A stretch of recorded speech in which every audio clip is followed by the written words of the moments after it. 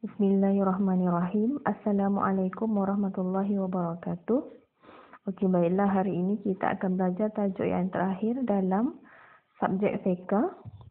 Okey, pelajar-pelajar yang ada buku teks boleh buka buku teks fiqh muka surat 34. Okey. Okey, tajuknya kita sebut bersama-sama dengan cikgu. Istinja. Okey, sebut lagi sekali. Istinja. Okey, kita akan tengok apakah yang dimaksudkan dengan istinja. Okey, boleh sebut dan baca bersama cikgu. Pengertian dan hukum istinja. Pengertian dan hukum istinja.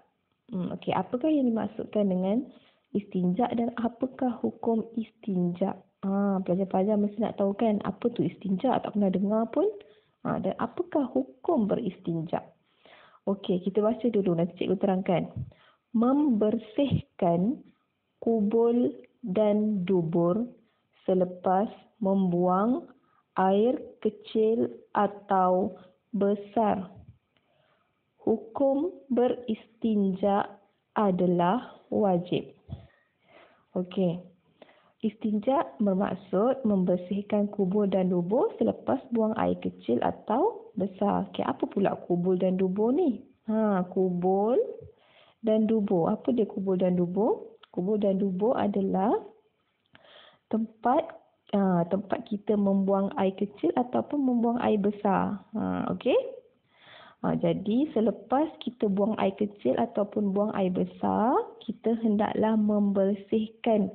Kita hendaklah bersihkan kubul dan dubur kita tu, dan itulah yang dipanggil istinja.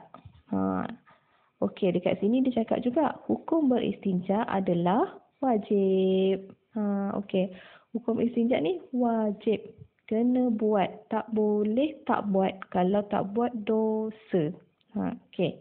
Jelas tak apa dia istinja? Istinja maksudnya kita basuh lah lepas kita buang air kecil, lepas kita buang air besar, kita basuh dengan air yang bersih ataupun apa-apa peralatan. Kalau tak ada air, bolehlah guna macam-macam peralatan yang dibenarkan. Okay, nanti kita tengok apa alat-alat yang kita boleh guna untuk beristinja kalau tak ada air. Okay, next. Ini dia yang cikgu cakap tadi. Okey, kalau tak ada air, selain daripada air, apa lagi alat yang kita boleh gunakan? Okay. Alat-alat istinja. Okey, sebut sama-sama. Alat-alat istinja. Okey, first sekali, alat istinja yang boleh kita gunakan adalah, ini memang selalulah. Dan memang alat istinja yang utama, iaitu air. Air mutlak, air yang bersih. Tak bolehlah guna air kotor ke, air sirap ke, air Milo ke. Okey.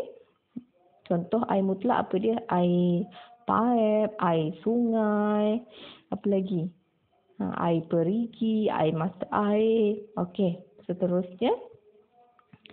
Kalau tak ada air, kita juga boleh guna, kita dah cari air merata-rata dah, tak jumpa-jumpa air.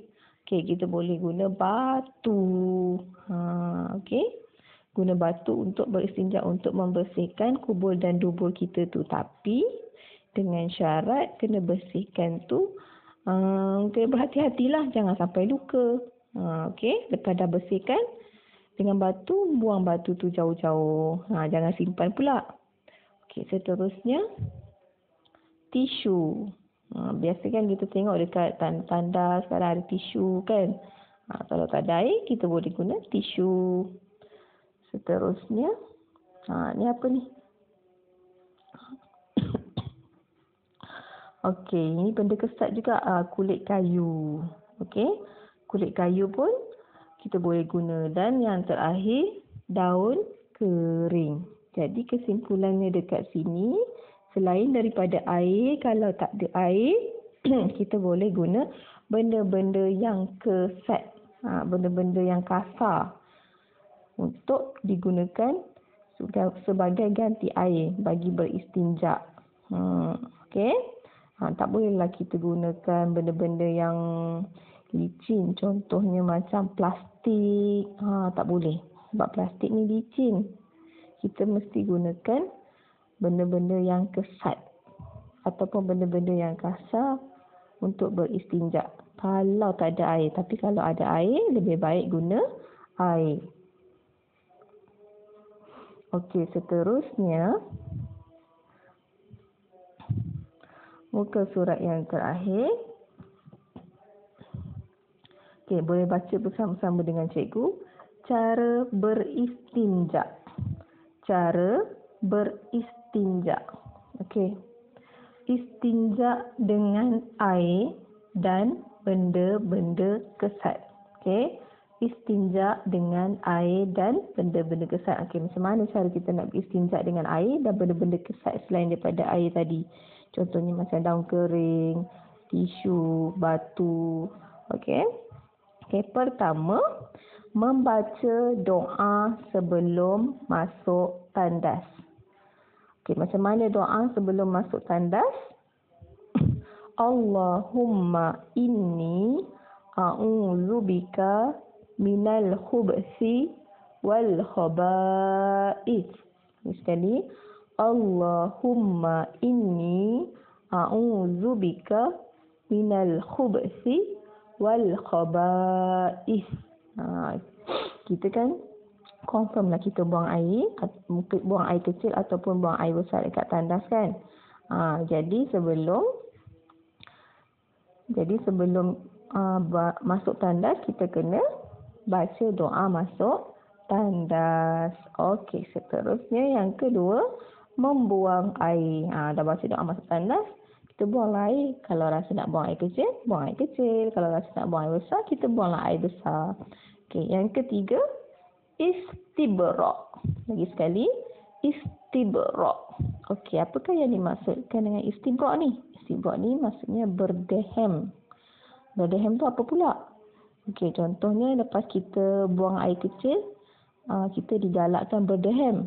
Sekurang-kurangnya 3 kali macam ni. Okey. Berdehem ni apa tujuan dia? Tujuannya adalah supaya air kecil ataupun kencing yang kita buang tu lawas. Tak ada yang tertinggal-tinggal. Dah keluar habis semua dah. Okey, kalau tertinggal contohnya kita dah basuh, lepas tu ada lagi kencing kita yang tertinggal. Kita dah pakai seluar, kena dekat seluar.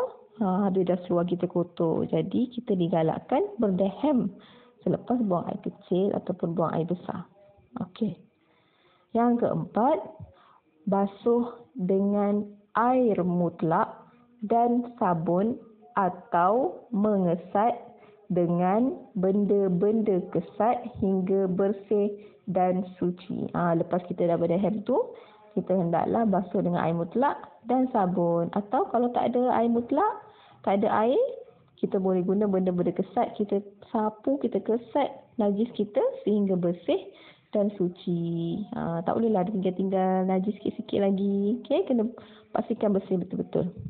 Okay, yang kelima, keluar tandas dengan membaca doa. Tadi masuk tandas baca doa. Nak keluar tandas, bila dah habis buang air, kena juga baca doa. Okey, kita baca sama-sama. Alhamdulillahilladzi azhaba annil adza wa afani. Okey, lagi sekali. Alhamdulillahilladzi azhaba annil adza wa afani.